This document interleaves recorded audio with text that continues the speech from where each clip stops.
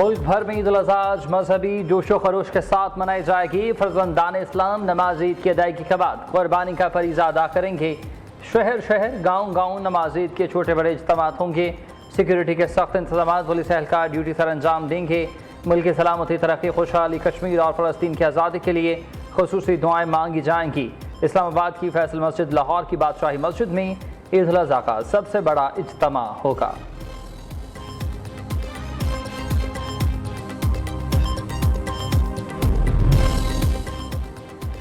صدر مملکت آصف علی زرداری عید الاضحیٰ منانے نواب شاہ پہنچ گئے۔ وزیر اعظم شہباز شریف، قائد نون لیگ نواز شریف لاہور میں نماز عید ادا کریں گے۔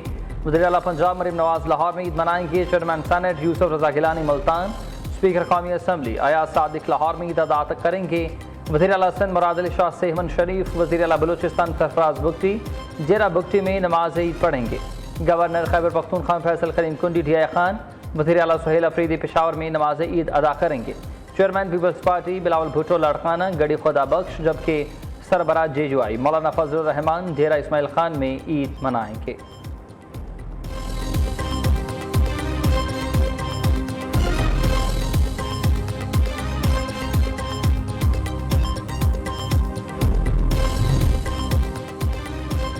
وزیر اعظم شہباز شریف اور ترکیہ کے صدر رجب طیب ایردوان کا ٹیلیفونک رابطہ، دونوں رہنماؤں نے ایک دوسرے کو عید الاضحیٰ کی مبارکباد دی۔ مشرق وسطیٰ میں قیام امن کے لیے قریبی تعاون جاری رکھنے پر اتفاق۔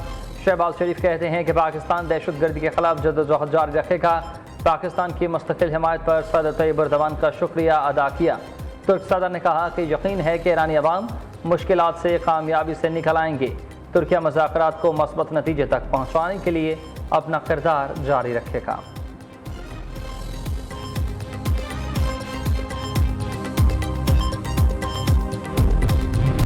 China has risen to zenith of glory through dint of hard work, untiring efforts. And this is a remarkable journey for all other nations around the globe. Today's China is a world economic power, world military power.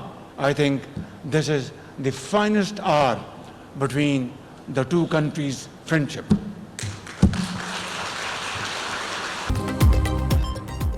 چین دنیا کے لیے قابل تقلید model بن چکا۔ معاشی طاقت کے لحاظ سے چین کا کوئی ثانی نہیں۔ صدر شی جن پنگ کی قیادت میں کروڑوں افراد غربت سے باہر آئے۔ چین نے ہر مشکل میں پاکستان کی بھرپور مدد کی۔ وزیر اعظم کا پاک چین سفارتی تعلقات کے 75 سال مکمل ہونے پر تقریب سے خطاب۔ دوسری جانب وزیر اعظم شہباز شریف کے دورہ چین کا مشترکہ اعلامیہ جاری۔ نئے دور کی بین الاقوامی برادری، چین پاکستان سیکورٹی پارٹنرشپ کے قیام پر اتفاق۔ چین اور پاکستان کا دفاع، سلامتی اور انسداد دہشت گردی تعاون میں مزید وسعت دینے کا اعلان۔ چین کا پاکستان کی خود مختاری، سلامتی اور علاقائی سالمیت کے لیے غیر متزلزل حمایت کا اعادہ۔ پاکستان اور چین سی پیک 2 کو تیز رفتاری سے آگے بڑھائیں گے۔ پاکستانی خلا بازوں کی چین میں تربیت، پاکستانی خلا باز کی چینی اسپیس اسٹیشن میں شمولیت کا امکان ظاہر کیا گیا۔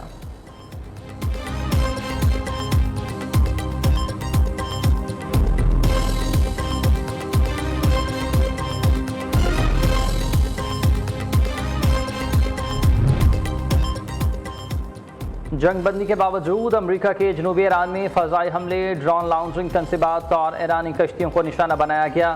امریکی سینٹ قوم نے ایران پر حملوں کی تصدیق کر دی۔ بندر عباس کے ساحل شہر پر بھی امریکی طیاروں کا حملہ، ایرانی میزائل سسٹمز اور لانچنگ سائٹس کو تباہ کر دیا گیا۔ دوسری جانب ایران کا امریکی ڈرون مار گرانے اور F-35 طیارے کو پسپا کرنے کا دعویٰ۔ امریکہ کو ہرمزگان میں جنگ بندی کی خلاف ورزی کا جواب دینے کا اعلان۔ ترجمان ایرانی وزارت خارجہ اسماعیل بقائی نے کہا کہ وطن کے دفاع میں کسی قسم کی کوئی ہچکچاہٹ نہیں دکھائیں گے۔ ترجمان فوج ابوالفضل شکارچی نے واضح کیا کہ کسی بھی نئی خلاف ورزی پر ایران کا رد عمل بہت شدید ہوگا۔ ممکنہ اہداف کی نشاندہی کر لی گئی ہے۔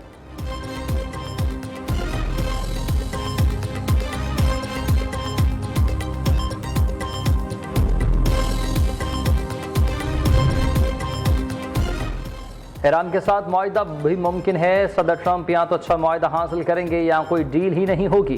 امریکی وزیر خارجہ مارکو روبیو نے کہا کہ قطر میں مذاکرات ہوئے، دیکھنا ہوگا کہ پیش رفت ہو سکتی ہے یا نہیں۔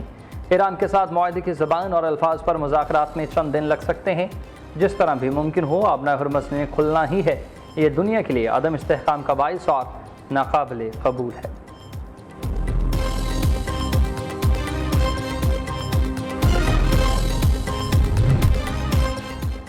عالمی سطح پر یکساں قوانین کا اطلاق ناگزیر ہے، چند ملکوں کو فائدہ نہ دیا جائے، تمام رکن ممالک کے مساوی کردار کو تسلیم کیا جائے، عالمی قوانین اور معاہدوں کی پاسداری یقینی ہونی چاہیے۔ نائب وزیر اعظم اسحاق ڈار کا اقوام متحدہ میں سلامتی کونسل کے عالمی امن سے متعلق مباحثے سے خطاب۔ اسحاق ڈار نے کہا کہ پانی کا بطور ہتھیار استعمال ہرگز قبول نہیں۔ بھارت کی جانب سے سینتاس معاہدے کی یک طرفہ معطلی تسلیم کرتے ہیں۔ مسئلہ کشمیر 8 دہائیوں سے حل طلب ہے۔ پاکستان نے حق فلسطینیوں کے حقوق کا بھی حامی ہے۔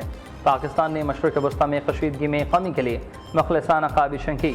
نائب وزیر اعظم اسحاق ڈار سے آذربائیجان، ملیشیا، پاناما اور کمبوڈیا کے وزرائے خارجہ کی ملاقات، مشرق وسطی کی صورتحال اور باہمی دلچسپی کے امور پر تبادلہ خیال کیا گیا۔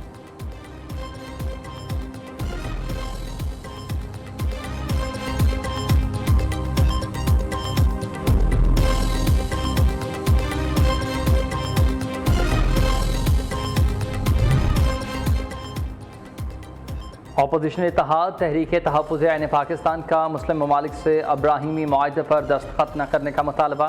اعلامیے میں صدر ٹرمپ کے مطالبے پر اظہار تشویش، کہا کہ یہ معاہدہ اسرائیلی غنڈہ گردی کو قانونی تحفظ فراہم کرنے کا ایک بہانہ ہے۔ امن معاہدے کو مشروط کرنا اسرائیلی ایجنڈے کا واضح ثبوت ہے۔ حکومت پاکستان اس مطالبے پر فوری اور دو ٹوک مواقف اختیار کرے۔ ادھر امیر جماعت اسلامی حافظ نعیم الرحمان کہتے ہیں کہ ابراہیمی معاہدہ در حقیقت سرنڈر کے دستاویز ہے۔ وزیر اعظم شہباز شریف واضح طور پر ٹرمپ کا ناجائز مطالبہ مسترد کرنے کا اعلان کریں۔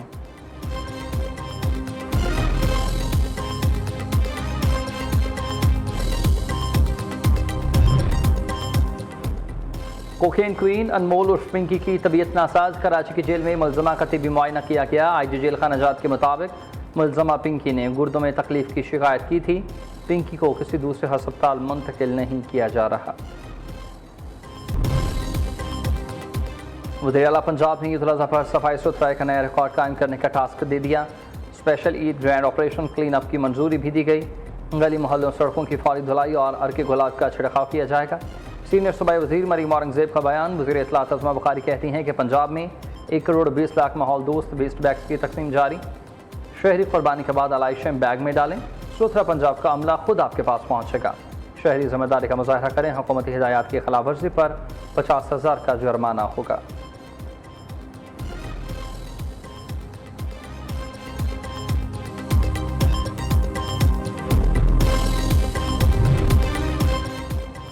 شہری قربانی کی کھالیں قلعدم تنظیموں اور ان کے ذیلی اداروں کو ہرگز نہ دیں۔ محکمہ داخلہ پنجاب نے قلعدم اور زیر نگرانی تنظیموں کی فہرست جاری کر دی۔ حکام کا کہنا ہے کہ انسداد دہشت گردی ایکٹ کے تحت قلعدم تنظیموں کی ہر قسم کی معاونت جرم ہے۔ قلعدم تنظیموں کے امداد کرنے والے قانون کے شکنجے میں آئیں گے۔